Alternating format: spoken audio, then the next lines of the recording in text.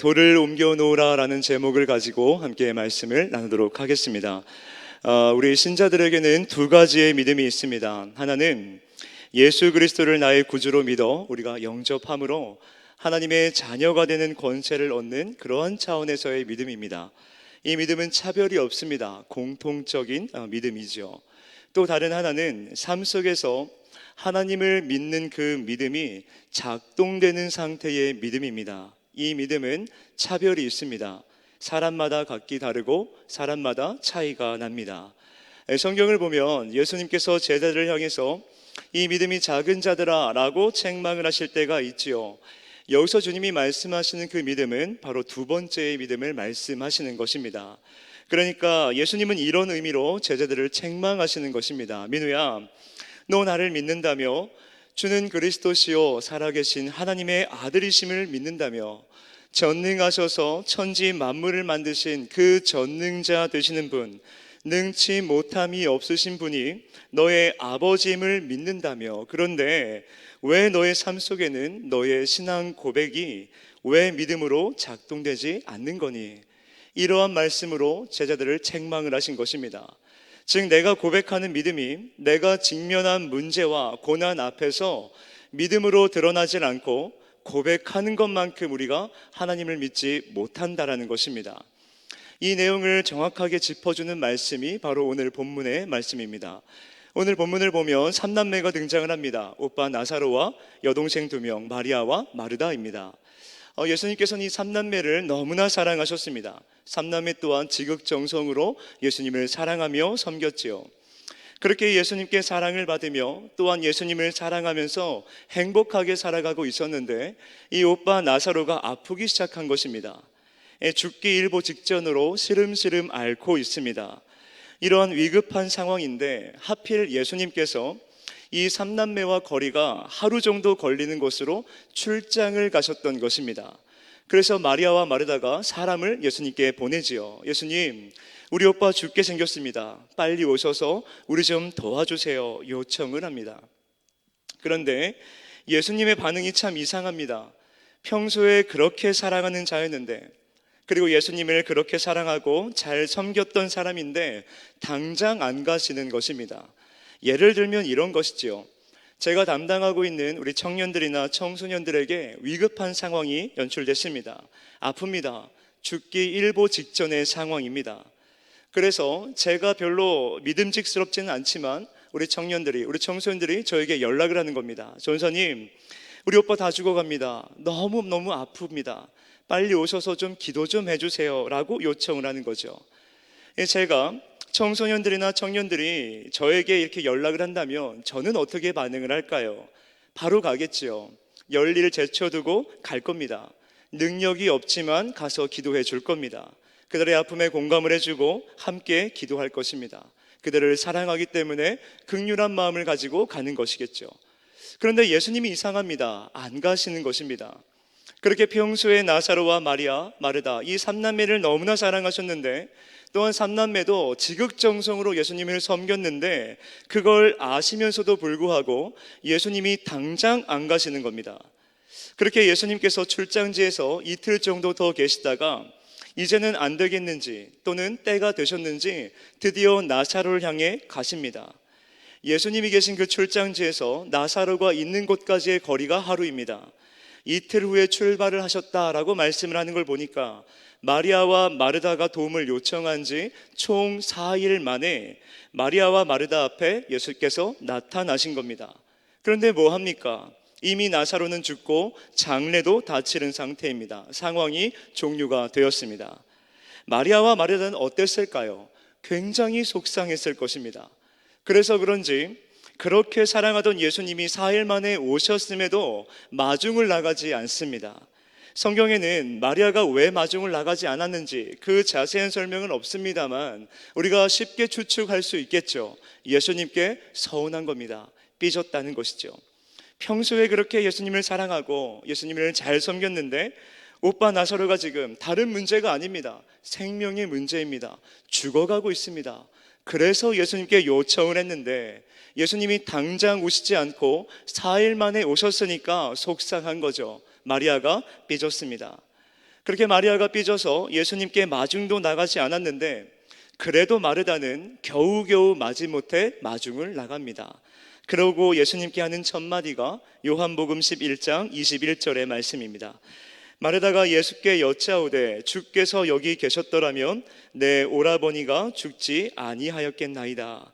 자, 주님이 계셨으면 우리 오빠 안 죽었어요 라는 원망 섞인 소리를 하고 있습니다. 그랬더니 우리 주님 이렇게 말씀하십니다. 25절과 26절입니다. 예수께서 이르시되 나는 부활이요 생명이니 나를 믿는 자는 죽어도 살겠고 무릇 살아서 나를 믿는 자는 영원히 죽지 아니하리니 이것을 내가 믿느냐. 자, 이 말씀에 대해서는 우리가 담임 목사님께 배웠습니다. 이 부활에 대한 잘못된 신앙을 가지고 있었던 마리아와 마르다에게 진짜 부활이 무엇인지 우리 주님께서 가르쳐 주시기 위한 말씀이었죠. 자, 그런데 마리아와 마르다 입장에서 주님의 이 말씀이 어떻게 들렸을까요? 오늘 문맥 전무를 살펴보게 될 때 마리아와 마르다는 주님의 이 가르침, 부활에 대한 이 귀한 가르침이 위로가 되거나 새로운 깨달음을 주시거나 그러지는 못했던 것 같습니다. 사랑하는 오빠가 죽었습니다. 예수께서 조금만 더 일찍 오셨더라면 살 수 있었습니다. 4일 만에 오신 예수님이 너무나 밉고 섭섭하고 속상합니다. 이런 상태 속에서 예수님이 오빠 나사로를 살려주시는 것도 아닌데 여전히 슬픔에 젖어 있는 이 유가족들에게 이 가르침이 온전히 들렸겠습니까? 그런데 그럼에도 이 말씀을 받은 마르다가 이렇게 고백을 합니다. 27절 말씀입니다. 이르되 주여 그러하외다. 주는 그리스도시요 세상에 오시는 하나님의 아들이신 줄 내가 믿나이다. 사실 마르다는 지금 예수님을 향한 이런 고백을 할 수 있는 상황이 아닙니다. 잘 생각해 보십시오. 지금 예수님의 말씀이 새로운 가르침을 주시거나 새로운 깨달음을 주거나 이 마르다의 가정 가운데 위로가 되지 않았습니다. 왜 그렇습니까? 예수님이 지금 오빠 나사로를 살려준 게 아니기 때문에 그렇습니다. 마르다 가정의 슬픔의 문제, 괴로움의 문제, 죽음의 문제가 지금 예수님으로 말미암아 해결된 상태가 아니라는 것입니다. 오빠는 여전히 죽어 있습니다. 문제가 해결된 것이 아무것도 없습니다.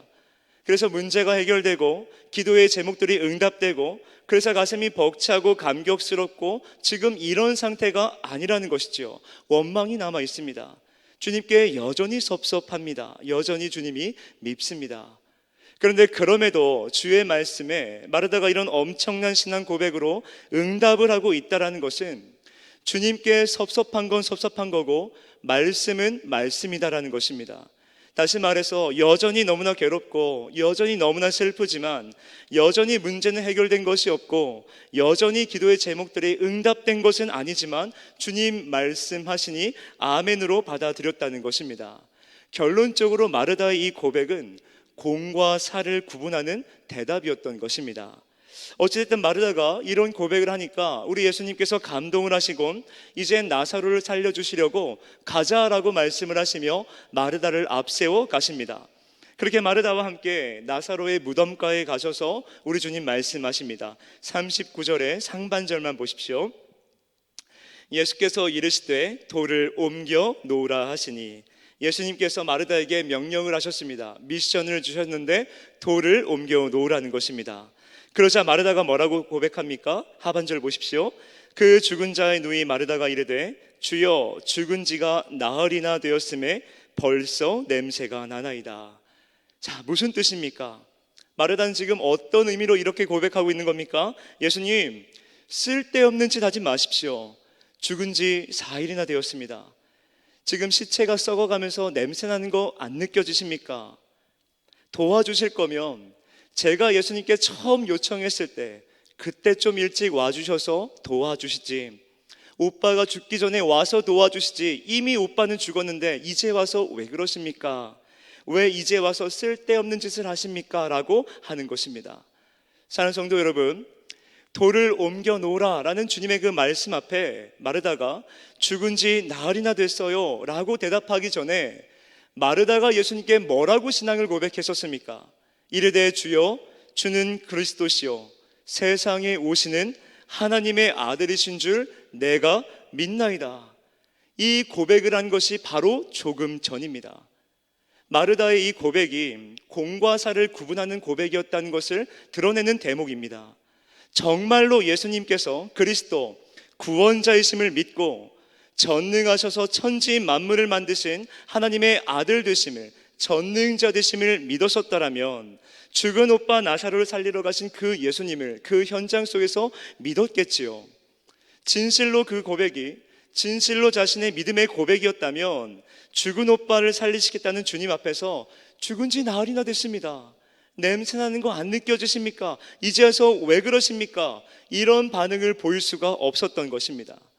진실로 그 고백이 진실로 믿음의 고백이었다면 돌을 옮기라라는 주님의 말씀 앞에서 마르다는 돌을 옮겼어야 됩니다.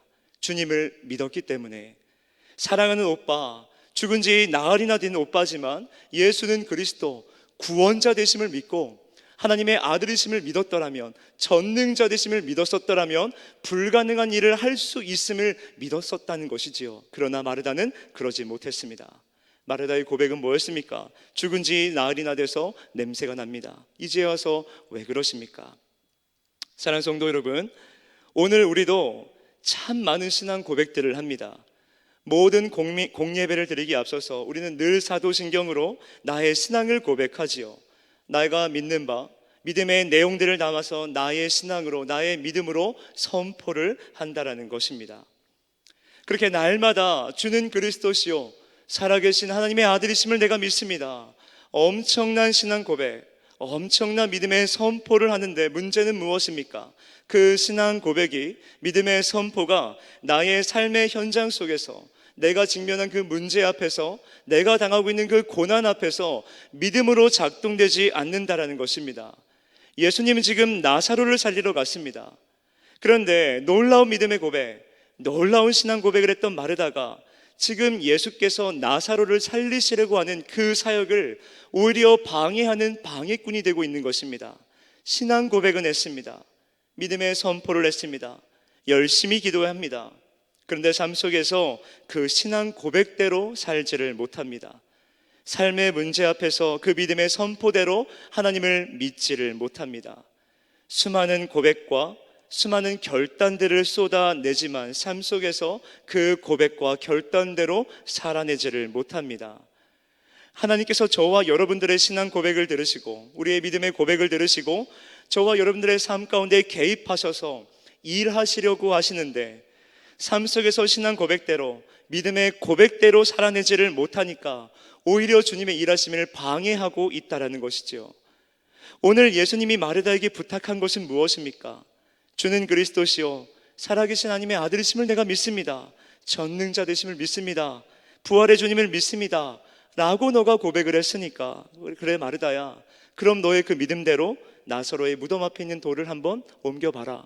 너의 삶 속에서 그 믿음대로 한번 살아내 보라는 것입니다. 우리의 신앙 고백이, 우리의 믿음의 고백이 삶 속에서 믿음으로 작동시키라는 것입니다. 삶 속에서 문제 앞에 섰다면, 삶 속에 두려운 문제 앞에 직면을 했다면 우리가 고백하는 것처럼 그 문제 앞에, 그 두려움 앞에 믿음으로 서 보라는 것입니다. 사랑하는 성도 여러분, 다니엘을 기억하십니까? 다니엘은 전능자 되신 하나님을 신뢰했습니다. 전능자 되신 하나님을 신뢰하는 그의 신앙 고백은 우상의 중심지, 심지어 죽음의 문제 앞에서도 믿음으로 드러났습니다. 왕의 진미와 포도주를 거절하고 결국엔 사자굴을 지나가게 되지요. 그러나 다니엘은 두렵지 않았습니다.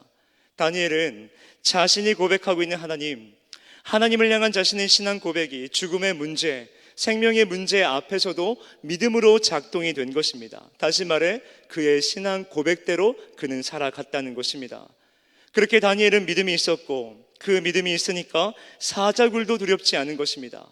사자굴을 지나갈 때 다니엘은 어떤 믿음이 있었을까요? 주님이 구해주시겠지, 주님이 나를 살려주시겠지, 만약 나를 구해주지 않는다 할지라도, 내가 이 사자굴에서 사자의 밥이 되어 죽는다 할지라도 주님 뜻하신 바가 있으시겠지, 그렇게 당당히 사자굴을 지나가는 것입니다. 다윗을 기억하십니까? 이스라엘 온 백성들은 골리앗 앞에 두려워합니다. 그러나 다윗은 두려워하지 않았습니다. 골리앗을 보아도 두렵지가 않습니다. 왜 그렇습니까? 만군의 여호와 하나님, 그 하나님을 믿었기 때문에, 만군의 여호와 하나님보다 더 큰 존재는 이 땅 가운데 없기 때문에, 또한 만군의 여호와 하나님께서 나의 하늘 아버지 되심을 다윗이 믿었기 때문에 골리앗이 크든 말든, 골리앗이 싸움을 잘하든 말든 다윗은 두렵지 않은 것입니다. 그래서 만군의 여호와의 이름으로 나아가는 것 아니겠습니까? 자신의 신앙 고백대로 골리앗 앞에, 그 문제 앞에 믿음으로 서니까 당당한 것입니다. 두렵지가 않습니다. 그렇게 그의 신앙 고백이 그의 삶 가운데, 그의 문제 가운데 믿음으로 작동이 되니까 주님이 일하시는 것입니다. 다윗이 신앙 고백대로 문제 앞에 믿음으로 서니까 주님 일하십니다. 다윗이 신앙 고백대로 삶 속에서 믿음으로 선포하며 나아가니까 주님 역사하시는 것입니다. 오늘 예수님께서 마르다에게 요청한 것도 이것입니다. 신앙 고백을 했다면, 믿음으로 선포를 했다면 삶 속에서 그 믿음대로 살라는 것입니다. 사랑하는 성도 여러분, 예수님께서는 지금 죽은 사람 나사로를 살리러 가셨습니다. 죽은 사람을 살릴 수 있는 것은 인간 측에서는 불가능한 일이지요. 오직 전능자 되시는 하나님만 하실 수 있는 일이십니다. 우리 예수님께서 그 일을 하러 가셨습니다. 죽은 사람도 살리시는 분께서 무덤가에 있는 그 돌 하나 못 옮기시겠습니까? 말씀으로 천지를 창조하신 분께서 그까짓 돌 하나 못 옮기시겠습니까? 죽은 사람을 살리시는 분께서 돌 하나를 못 옮겨서 마르다야, 내가 좀 허리가 아프다, 너가 좀 돌을 옮겨봐라, 이런 맥락으로 부탁을 하는 것이 아니지 않을 것 아닙니까? 예수님께서 이 돌을 옮겨라, 이 부탁의 의도는 무엇입니까? 너가 한 신앙 고백대로, 너의 그 믿음의 고백대로 문제 앞에 믿음으로 서 보라는 것입니다. 내게 이 은혜가 임했다면 그 은혜가 너의 삶 가운데 믿음으로 작동되어야만 한다, 우리 주님 말씀을 하시는 것입니다.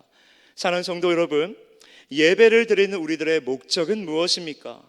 은혜를 받는 것이 우리의 최종 목적은 아닙니다. 주는 그리스도시요 살아계신 하나님의 아들이십니다 라는 놀라운 신앙 고백을 하는 것도 우리의 최종 목적은 아닙니다. 우리의 최종 목적은 무엇입니까? 우리들의 신앙 고백이 우리들의 삶의 현장에서 믿음으로 드러나는 것인 줄로 믿습니다.